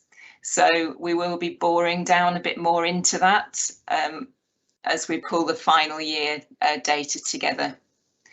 The largest increases are in Ponteland, where we've gone from a reach from 2 schools to 8, and in Ashington, where we've gone from 7 schools to 11. So in terms of next steps, we will have a full year report to inform any follow-up actions. So, for example, with the Cramlington question, for the purpose of this report, to get it to you before the end of term, we actually had a cut-off date of the end of June, so the July data isn't included in the figures that you've seen. But by the end of the year, we'll be able to pull everything together. Importantly, the end of year evaluations that each of the teams will do will provide us a deeper insight into the impact of the change as measured by schools. So if we think about the model of delivery where our teams are going in, hopefully at an earlier stage in the graduated approach, and are able to do more follow-up visits because it's not a traded service anymore, we'd like closer impact and scrutiny on the impact of that in schools.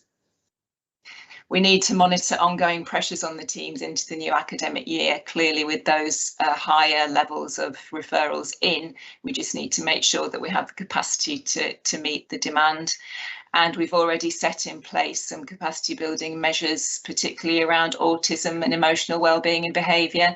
And those really are born out of not only this year's referral information, but also the JSNA data from the last 2 years, where we know that autism and emotional wellbeing behaviour, or SEMH issues, are the kind of predominant need across our local area. So therefore, we do need to build our teams' capacity and resilience to meet needs.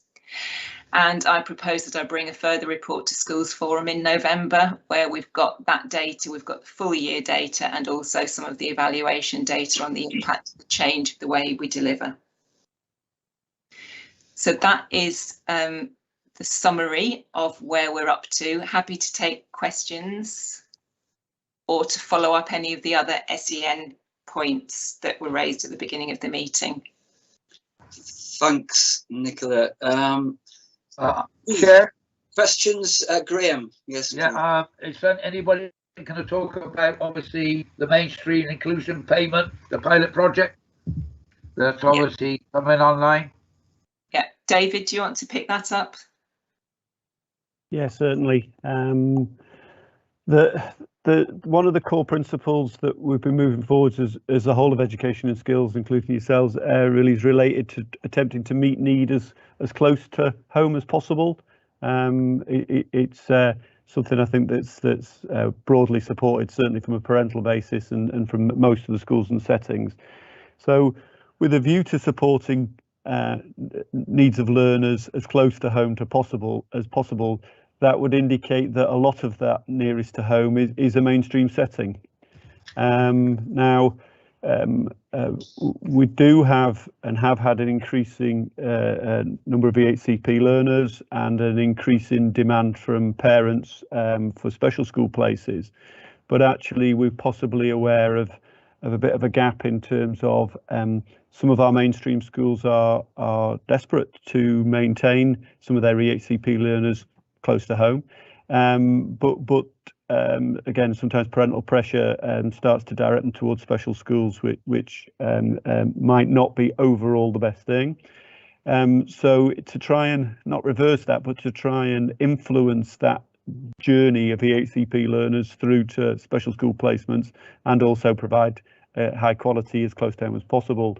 We're looking at a couple of methodologies to strengthen mainstream inclusion, really, and to support mainstream schools in meeting need of a whole range of learners, many of whom do right now, by the way, but we want to give them more capacity in order to do so. So there's a couple of things that are ongoing. One has been that was discussed at the High Needs Committee the other day in terms of a model of additional funding, and the additional funding is to attempt to support placements in mainstream, and it might be an EHCP learner, but it might not be. It might be a SEND support learner, but the process we've had in place this year to support that group has been STAR funding, but we haven't found that STAR funding has been widely applied for, and as a result, the amount allocated for that has actually been underspent this year. So we're looking to extend the STAR process a little bit in terms of maybe looking at opening up to more learners, making the application process a little bit slicker and smoother, and also having an application process which is governed by peers, really. So other SENCOs, other head teachers will be more representative on the panel in order to allocate funding. We've got a model together which was highlighted to the AEN committee. It's been widely welcomed. There are a couple of caveats with it in terms of we've tried to allocate some high needs funding to support the process. We have an aim that this might reduce some of the demand on special school places, but also support that meeting needs close to home as possible. But at the same time, we can't have it. It wouldn't be prudent to have it as a runaway train where suddenly, hundreds of thousands of pounds were going towards this. If there isn't the hundreds of thousands of pounds available to do so, and the High Needs block did go into deficit this year, even though it's a better position than many other local authorities. It is still remaining deficit. So just some caution, but actually that we're trying to obviously prioritise send learners in mainstream settings for all the reasons already noted. The other piece of work that's going on, which has been piloted with a number of schools, is some costed provision mapping tools. I mean, they're just tools at the moment, they're not an answer, but I think alongside trying to provide schools with additional funding where it's needed to support that mainstream inclusion agenda, and there's also, I think, some further clarity which schools are seeking around the funding they already receive. So looking at individual learners, I've done this with 2 or 3 schools this year, which has been very useful in just giving a full background of where the funding is. So we've got the funding that comes to the school through the ORPU, yes, and that probably is spent on the class teacher. But in addition to that, some learners will come with IDACI payments, some learners will come with pupil premium payments, some learners will come with free school meal payments, and these are not low prior attainment payments, and these are not insubstantial amounts of money actually, and can start to be higher than the ORPU figure in many cases. So just for transparency's sake, we're exploring, we've piloted with a number of SENCOs who've been very responsive to the costed provision mapping tool. It also obviously indicates and shows a way of displaying the amount of resource the school are putting in, and looks at the notional that may or may not be available for that. And like I said, just a better clarity for those schools in terms of what money's coming in, what money's going out, and then possibly that might help us inform whether any additional funding is required for individual pupils. It's not finished, is what I'm saying at the moment, but there's certainly, I think, some positive steps being taken, and we hope to be able to report back shortly on further pilots and the initial steps taken to support schools. We've got to wrap up some post-COVID things in the autumn term, in terms of some of the anxiety and social emotional issues which might be directly COVID related, but we'll certainly have a new process in place from January the 1st, but through next term that will come on stream. We'll get feedback from individual schools and feedback to Forum to see how that's progressing. Graham, that was very good picture painted by David there. Is there anything more you want to add? Well, I was going to say, I mean, it's one of the things that I was very pleased to when Samantha Barron actually presented the papers, and I think the papers should be now presented to Forum and to the things, the 2 documents we got in item 7 at the high needs block. It's actually going to be much quicker to get the needs of the child in place much quicker than trying to go for an HCP and things like that. So I'm going to recommend this very strongly to the Forum and for it to be taken forward, because I think it's one of the best pieces of work that obviously the county has provided to deal with special educational needs. And also what Sue Olsen said about obviously the children who have been excluded as well. We must remember them also in this delivery as well. Okay, thanks, Graham. I'm sure the officers are. Yeah. The other thing what we brought up as well, Chair, was obviously the funding for special educational needs. And obviously in the minutes it said, you know, should we ask Forum to write a very strong letter back to the government about the lack of funding across special educational needs. So I'm putting that forward to a Forum now, you know, for the support of Forum. I thought we agreed, Graham, that we just... Well, wait for the report, but obviously, yes, but that report will come out, but we still need to say, if, you know, if we're not happy with it, we need to obviously, you know, make our voices heard yet again. Bruce, you looked as if you were about to say something. Yes, sorry, I think it was the point you were making, Colin. We agreed after some discussion at the last High Needs Committee.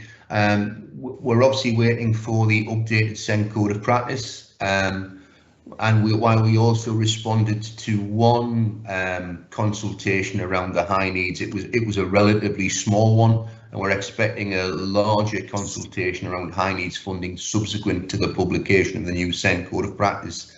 And we thought, I think there was agreement at the High Needs Committee that was the optimum time then to make such representations. Yeah, so I agree there, Bruce and Chair, but obviously we need to obviously bring to the attention that obviously high needs seem to be obviously underfunded all the way right across the country. So, you know, if we can get our voice in from Northumberland, it'd be great. And we need to do that at the most opportune moment. Graham, yeah, that's right, Chair. Thank you. Yeah. Yeah. Okay. Colin, Nicola would like to come in. Audrey, sorry, Nicola. Nicola, we can't hear you. Yeah. Yeah, thank you. Just in addition to what David was saying, that we are obviously looking to set up a new process from January, but in the meantime, schools were notified at the beginning of June that we were kind of lifting some of the guidance around the current staff funding, and we have seen some increases in requests for that since that time. So we're very aware that there are a lot of youngsters who are still struggling to get back in. So I think the request for staff funding around SEN and reintegrating into full-time school, schools should be encouraged to use that route rather than necessarily going straight for an EHC needs assessment. Yeah, quite. Yeah, okay. Hopefully we can bring that out in the minutes. Anything further to ask of Nicola? I had one broad question, Nicola. The change in the basis of receiving the support that you've described to us went from being an SLA to being an inclusive service. Do you think that's got anything to do with the increase in uptake? Yes. Yeah. And I think, Colin, if we start with the hypothesis that offering this services free to schools will increase the use. Yes, it has. But what that means for us is that we're more confident that we're able to get to more learners at an earlier stage. Right. So we had a number of schools when it was traded who didn't buy the services, and we had no idea whether those youngsters were getting services from elsewhere or actually schools were trying to go it alone. So what we're seeing now through the data, not only from the number of referrals, but also the increased number of schools looking for our services, I think we can be much more confident that we're getting in to meet needs when we need to. Yeah. So from the point of view of the needy children and families, we should regard that as success. That's how I would interpret it. Cautiously success. Cautiously, yeah. Given the year we've all had, yeah. Quite. Okay. Good signs. Nicola, thank you very much. And unless there are any further questions, I'd like to move on. Is that okay? Yeah. Right, item 11, the work. Oh, sorry, it's item 10. Scheme for financing maintained schools. I'm hoping you can breeze through this fairly quickly, Bruce. Can you? Anybody think you're looking to gloss over this relatively swiftly, Colin? And it's an important aspect of the governance calendar. Every year we essentially bring the scheme for financing schools, scheme for financing maintained schools specifically to the July meeting. Essentially, as hopefully is outlined in the report, there are minimum changes this year. There are some changes can come from two sources, either directed changes from the ESFA, or we will also make changes where we think it is helpful in terms of clarifying the process or making changes for our schools. The only changes we've incorporated into the scheme for financing schools is laid out essentially in paragraph 4.1 and are very much procedural matters. I think the only thing I want to draw members' attention to is potentially paragraph 5, where there's been some sort of discussion with individual schools at the past, picking up issues David was making before about schools with sort of deficit balances, and when we've been working around recovery plans in conjunction with those. Some have been more difficult than others. What we're looking to do is develop further supporting information detailing those sort of thresholds, where we will invite a school to submit its plans in terms of either around recovery or the respective action the school is going to take in order to address any issues that are becoming evident under the 4-stage approach, which is detailed in section 1 of the scheme for financing schools. I think again it's a question of at this stage just saying further information will be shared subsequently in relation to that. But it's just about promoting the idea about, you know, clarity, equity and transparency. And I think that's been evident elsewhere in the forum this morning. Yes, they are very, very good terms, Bruce. Thank you very much. Given that there's minimal change, do we have any questions for Bruce on this? Yep, Colin, I've got one. It's Mike. Hi, Mike. Hi, Mike. It's kind of a specific one we've been trying to raise for a while with officers, and it speaks to that open equity of what we're doing, how we're using school resources, and it refers specifically to the local authorities leasing scheme for cars, which 2 of my local authority staff have accessed this year, and we've had unexpected and unknown invoices on our budget linked to that scheme. And it wasn't apparent at the point of going in and authorising what we were asked to authorise for those staff to access the scheme to have to do it, and we seem to be banging our heads against getting some transparency as to what that system is, eligibility, and the fact that we are getting invoices on it against a school budget that we haven't budgeted for doesn't seem to be quite as transparent as we need it to be. So it's just a question. We've been trying to pursue it for a number of weeks. We're not getting very far, and it worries me and my governors around using school resources to basically fund a car scheme. Audrey, can you? There's a couple of hands up. Christine. Oh, that, sorry. Okay, Sue. I thought there might be a couple of hands going up with that one. Thanks, Mike. I have been working with Mike to support him on this, Colin, in trying to get some response internally. So I'm just waiting for some correspondence from colleagues in our payroll team, because there are costs to the employer around national insurance and tax implications around the scheme we offer as a local authority. But I think Mike is right. I don't think that was made clear to the school at the point of the staff applying for the loan. So it is an individual school matter that we're dealing with on an individual school basis. But Mike is right. There has been a challenge getting some information back, but I think that's obviously colleagues have been busy doing other things, but we'll continue to pursue. Sorry, Christine, I don't know if you have anything else to add. Yeah, it was raised with me last week, so I wasn't aware of it. Obviously, I look after car leasing scheme with another local authority hat on. And I know the briefings that were given to school and the communications that were given to school. So I've made a commitment to look at what it actually is that we brief out to schools, so that schools are really clear that when their employees sign up for any individual benefit scheme, what the potential costs and or associated risks are for the individual school employer, where the individual, maybe their employment comes to an end, or there's some forfeiture issues within that lease agreement. So we've given a commitment to do that. I'm not aware of this specific issue. We'll obviously link in with Sue, but I think it's absolutely critical. It's really important that school employers, when they are being included in any benefit schemes, are aware of what those benefits are and have the right to opt in or opt out. So, as I say, it was only raised with me last week. I wasn't aware of it prior to that particular point.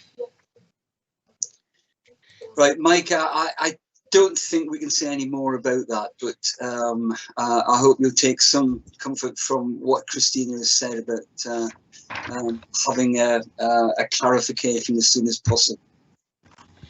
Thank you. Yeah, I appreciate officers have been trying to work with us on it. I think from my perspective as well, it's an issue about the fact that through the local authorities, and I've got no issue with the local authority running a car scheme thing, but if school-based educational staff are able to apply for that, we don't seem to know enough, and it might just be I don't know enough, could be the issue, but it doesn't seem to be something that's widely known about amongst the heads that I've spoken to, that says actually they know the financial implications of their staff accessing a local authority scheme like this of benefits, and it needs to be clearer, so we can have a conversation locally and also have that ability for our governors to transparently discuss it and decide whether or not we are able to opt in or out of that because of the financial implications. That's just purely financial implications. That's all I'm worried about. Yeah, and Mike, I totally agree. I think there has to be a due process where the school employer or the school employer representative makes a decision about whether or not the individual can access the benefit, and it's not an admin process done in the background because an individual chooses to apply.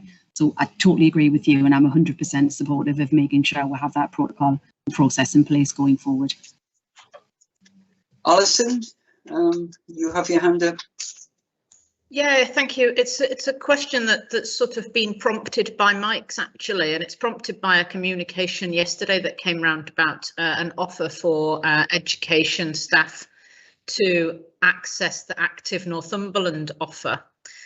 Now, I have caught it before it's gone round to all staff, because it sort of says, my reading of it was that it was applicable to people employed by the local authority only, but it then says, and it extends to education staff. So my colleague's reading of it was, it includes academy staff, and it would be really helpful if these kind of offers or communications could just make it much clearer. Just one sentence would do.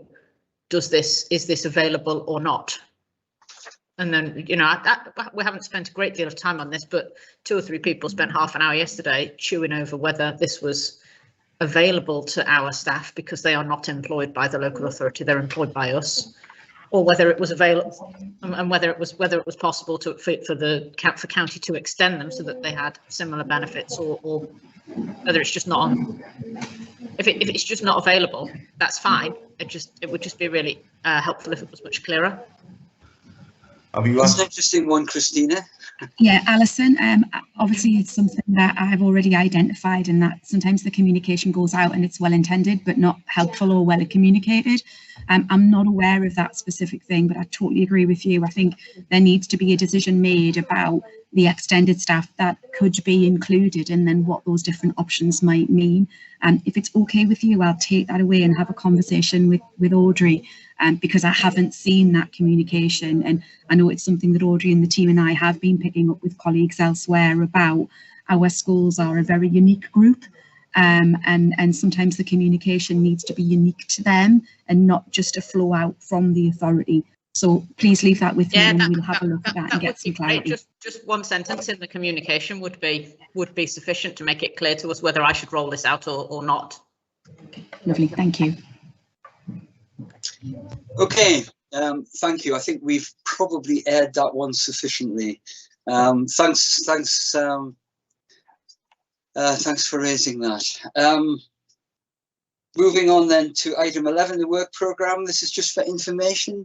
Simply for information, Colin, it'll look slightly tired and repetitive at this point. What we will do ahead of the next meeting is send out a schedule of dates for the full next academic year, and I'll work with Leslie in terms of agreeing those.